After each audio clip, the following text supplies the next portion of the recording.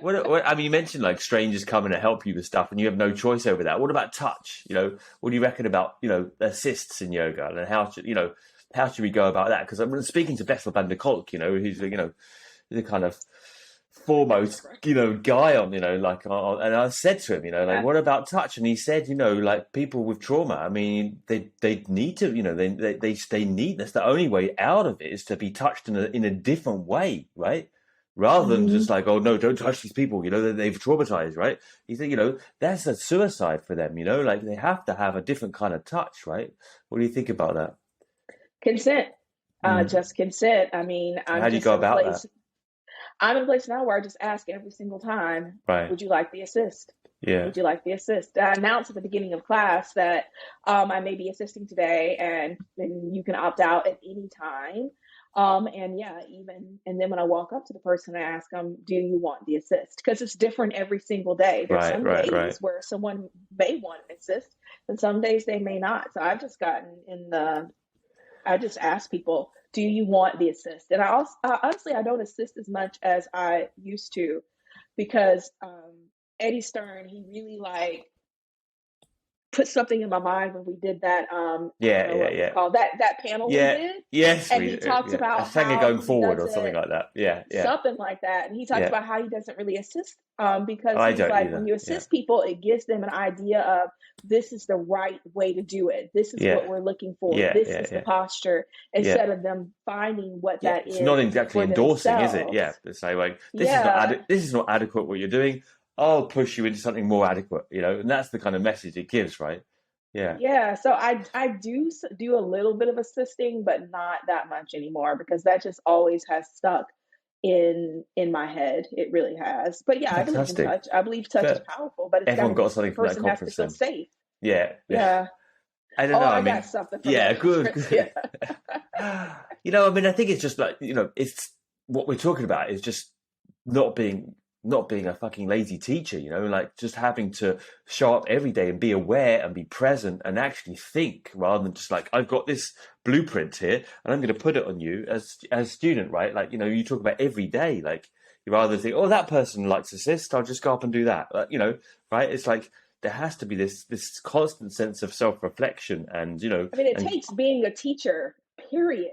There's a lot of people out there that are not teachers, they're yeah, choreographers. right. They are, they just call out poses. I don't even know what to call them, but they're not teachers. That this stuff that we're talking about right now and today, it's really being a teacher, which means that there's someone who showed up, they're wanting to learn something, figuring out what it is that they want to learn and figuring out the best way that you can teach them that. That's being a teacher I think we versus call it just performers, calling out performers, poses. performers. Yeah, Yeah, like yes, performers it's versus like teachers.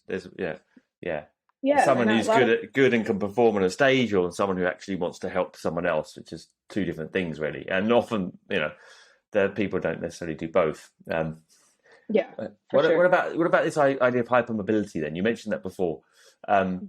You just mentioned that again because it's an important part of yoga culture, and I talked about pushing people into postures out of their reach. You talk about not adjusting so much.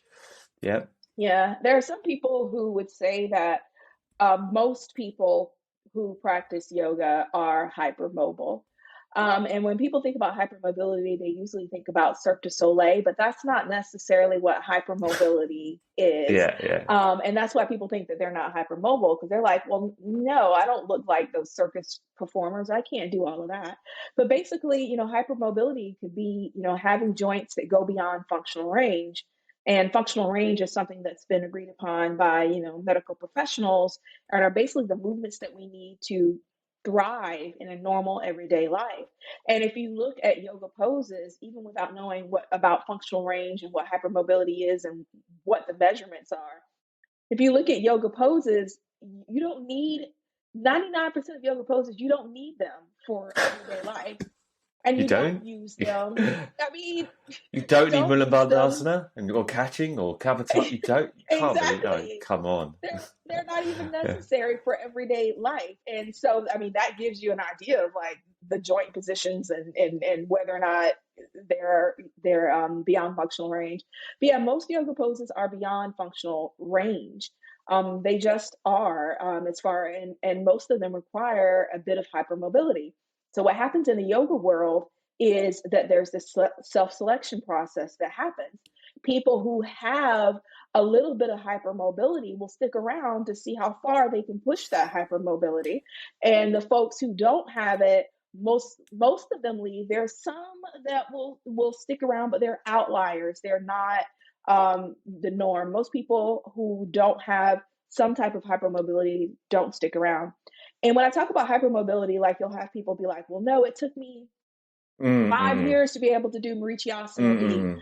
Well, it's like, yeah, because that's not where your hypermobility is. Right. But for somebody else, they did Marichyasana D on the first day, but then it took them 5 years to catch their ankles or something like that. Like, we have different hypermobility in different areas. So just because you struggled in a pose for a long time does not mean that you're not hypermobile. It just means that wasn't the particular joint or was hypermobile, but you can still be Mm, hypermobile. mm, And another thing that happens in the yoga world is this idea of, well, I was never a dancer, I was never a cheerleader, I was mm. never this. And, it's like that does not mean that you're still not hypermobile.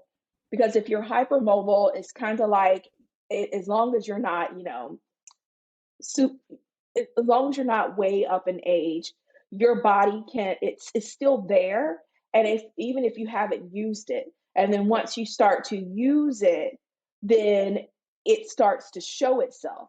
So just because someone wasn't a dancer or wasn't a gymnast, they can still have hypermobility that they did not start to use until they were an adult. It just didn't show itself. So you'll have people Mm. like, yeah, I had to work really hard. Yeah, it's because you didn't do all that stuff as a young person, but the hypermobility was there. And so it just took time for it to show itself. So in yoga world, there's a lot of hypermobility. And, it wouldn't be a problem if, number one, people admitted it. Number two, we didn't look at hypermobility as a badge of discipline. And we didn't Mm. choose our teachers just based on hypermobility, and that we weren't giving out authorizations and certifications just based on people's hypermobility. It would not be a problem. You are who you are. You should not feel ashamed because you can do deep back bends and all that stuff like that. There's Mm. no reason to feel ashamed about it. It's your body, and if you have fun using your body, then that's on you, and go for it. But it's like being honest about it, not expecting that from other people, and still acknowledging that someone can be disciplined in their practice, and a great yoga teacher, and not be hypermobile, and not be able to do poses that are way outside of the range of what we need to Do you reckon live. that's possible? I mean, in a super visual and achievement based culture, do you reckon That's what it's the problem do you is. reckon it's even